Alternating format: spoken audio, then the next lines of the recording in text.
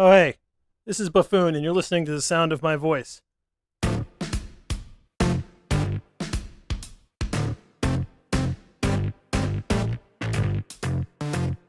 Early last year I put out a Dojo designer app, DojoCAD. Ta-da!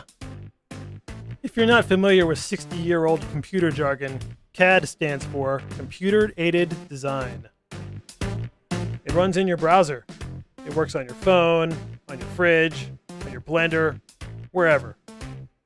I've been keeping it up to date with new rooms and other Dojo changes, but I haven't thrown in anything big enough to call version 2.0 until now. Before we get into the new stuff, let's go over the basics. Click and drag to move around. Use the mouse wheel to zoom in and out. On a phone, you can use 2 fingers to zoom.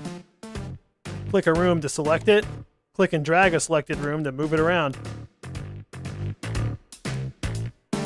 Use the plus menu to add a room. Doors will snap together when they're close enough. Down at the bottom is room count, energy, capacity, and total resources. You can also see this on rooms before you add them.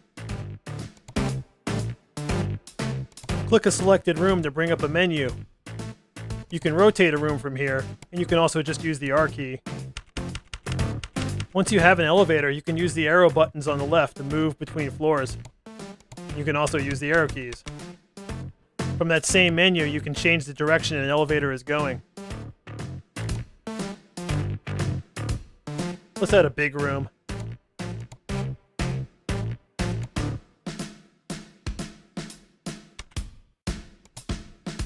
And this is a collision. You can see what the problem is from the room menu and up at the top. I've done a lot of in-game testing, and I've gotten tons of help from players over the last year fine-tuning the room boundaries. I mean, just look at the starter hall. It needs this goofy notch in its boundary because this doesn't work, but this does. Madness. I've also got boundary checking between floors. Yep, a reactor can't be above an observatory. Let's see, what else? Oh, undo and redo. There are buttons up top, and the usual shortcut keys also work. I also have my best guess at the old dojo rooms in here too, if your clan is lucky enough to still have them. Once you have a kick-ass dojo design, save it by just copying the URL. It's all there. You can also generate an image. There's going to be one for each floor. With minor tweaks, that's all been in there for a year. So what's new in 2.0? Well, there are 2 boring things and 2 exciting things. First, the boring thing that was the hardest to do. You can now select more than one room at a time. Hold down the Shift key to turn on Multiselect mode, or if you don't have a Shift key, there's a button on top that you can click and unclick. Click on rooms to add them to the selection. Clicking on an already selected room unselects it. And the best part, click and drag a box to select the whole area. Once you have a selection, you can move it, rotate it, move it and rotate it. Door snapping still works. You can delete it. Undo works. And you can also undo and redo selection changes. Clicking on the background clears the selection. Control A selects everything on the current floor. Or you can just drag a box around the whole thing. You click on a single room, there's an option to select all rooms of the same type across all floors. So, selecting rooms on other floors isn't fully baked right now. I put it in because it's going to be useful a little later. Okay, on to the next boring thing. Copy and paste. There's now a copy option on the room menu. The paste option is under the plus menu. Control C and Control V also work. Oops, that's a few too many rooms. Undo, undo, undo. There's also a cut option, or Control X. You can paste rooms on a different floor from where they started. Man, don't you wish you could do this in-game? Okay, that's the boring stuff. Now the fun stuff. Labels! Oh my gosh, you guys, labels! You can put a label on any room.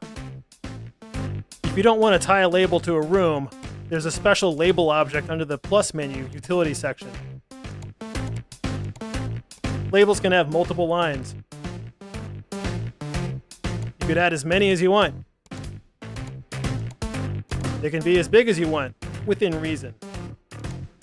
I mean, you can throw the first chapter of War and Peace in there if you want, which is hilarious, but it's going to make your URL huge, and it's not going to all show up in the image. And finally, the usual undo stuff applies to labels as well. Alright, I saved the best for last. Colors! That's right, Fashion Frame has come to DojoCAD. Right now it's just a hue picker, but you can pick any hue. Remember selecting all rooms of the same type? That's where this really shines. Let's make all my gardens green. My reactor's blue, my lab's orangish, I guess.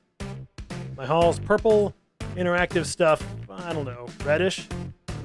Open space and temple, huh. Let's make those match the halls. These little blips on the color picker are all the current colors in your layout. The slider will snap to one when it's close enough, or you can hold the shift key and pick anything. Is this entirely too much attention paid to a color picker? Yes. Is this too much attention paid to a color picker for Warframe? No.